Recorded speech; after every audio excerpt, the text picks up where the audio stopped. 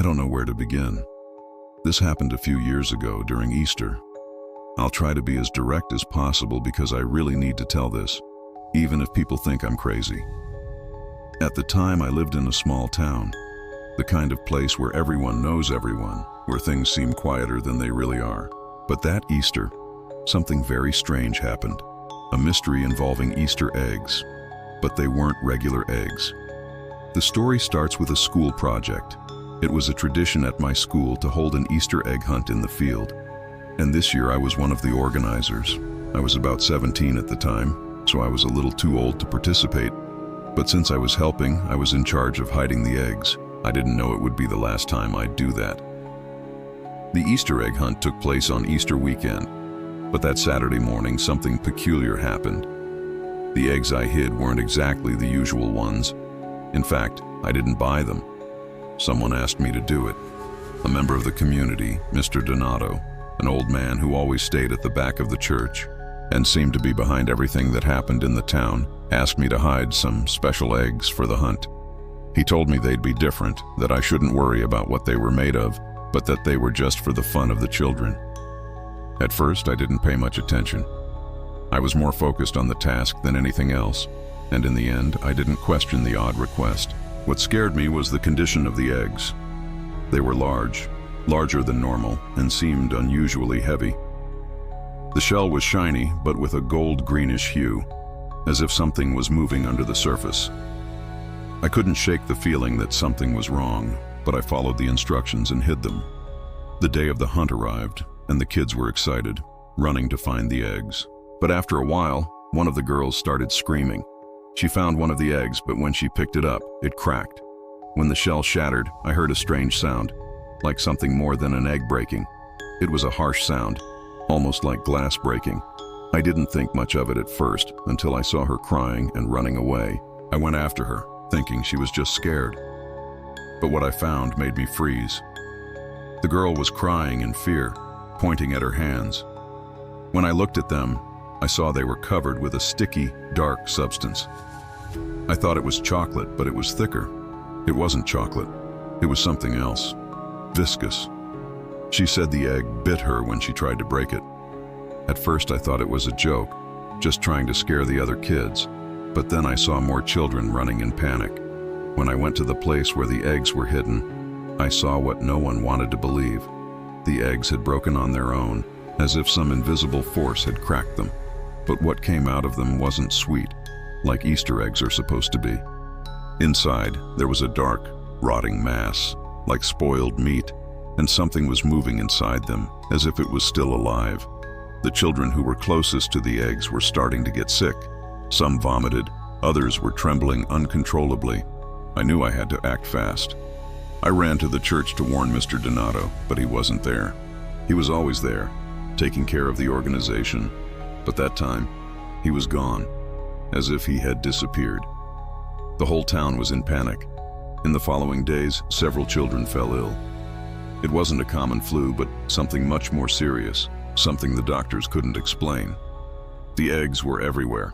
In some houses, people found cracked eggs inside drawers, on shelves, even under beds, as if the eggs had been left there, but no one had placed them. That's when one of the older residents told me about a forgotten tradition, something about Easter that no one dared to talk about.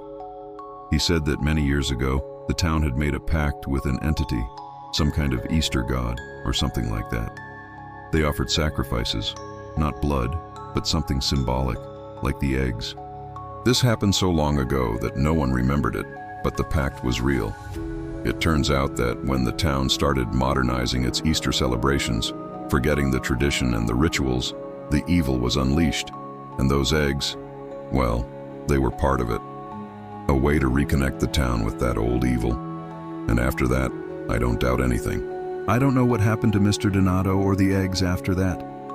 I don't know if anyone else was affected. But every time Easter comes around, I remember that dark substance, that living thing inside the eggs, and I get a chill. No matter where I go, no matter how many years pass, whenever I see Easter eggs, I wonder, did the evil return? I never believed in ghost stories or supernatural things, But after what happened that Easter, my view on everything changed. It all started when I decided to spend the Easter holidays at my grandparents' country house. The house was old, located in a small town far away. When we were younger, my sister and I used to go there during the holidays, but we never stayed more than a day or two. This year I decided I would stay longer to enjoy the peace and quiet. I went alone, as my sister was no longer at home. When I arrived, the house was even quieter than I remembered. The smell of aged wood and the sound of the wind hitting the windows created an almost oppressive atmosphere.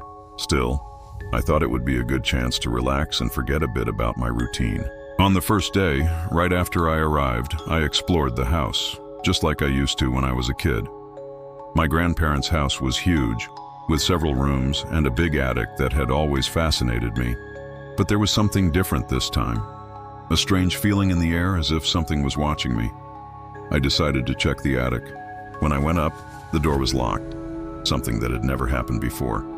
I became curious, so I found the key, which was hidden in one of the kitchen cabinets, as always. When I opened the door, a sharp cold enveloped me.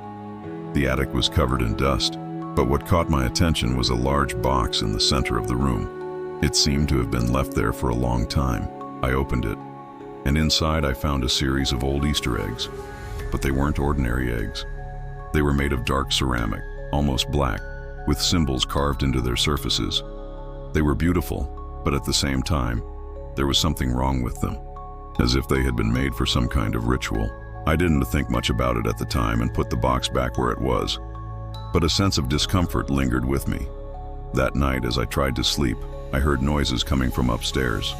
Sounds like dragging footsteps, followed by a metallic sound, as if something was being dragged on the floor. I was paralyzed, trying to convince myself that it was just the wind or the house settling. But the feeling of being watched wouldn't let me be at ease. The next day, I decided to go out and explore the town to distract myself. But when I came back, something was different. The box of Easter eggs had been moved. It was in the center of the room, as if someone had tampered with it. There was no logical explanation for it. I was alone. In the following days, more strange things started happening. I would wake up in the middle of the night with the sensation that someone was in the room with me.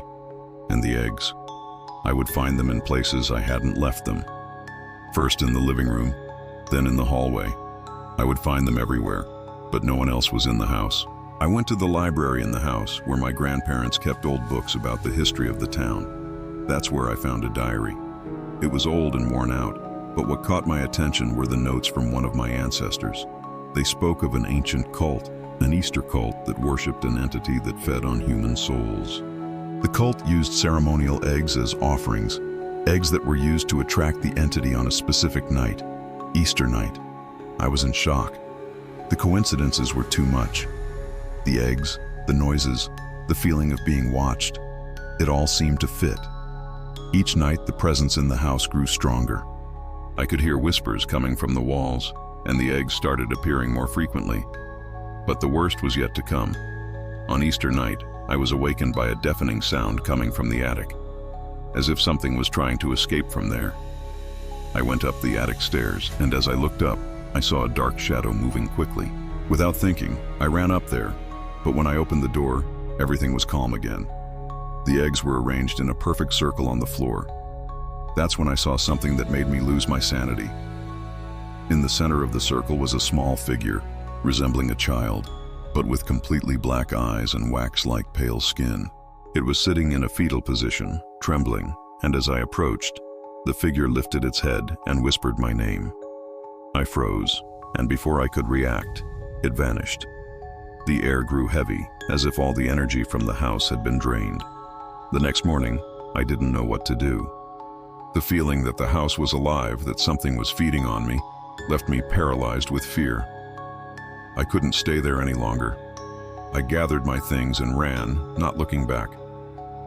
Now, every time I think about that house, I can't help but wonder, was I really alone that Easter night? And more importantly, what did that cult really do to bring that thing into their house? To this day, I have no answers. But I know I'll never spend another Easter in an old house, especially if there are eggs involved.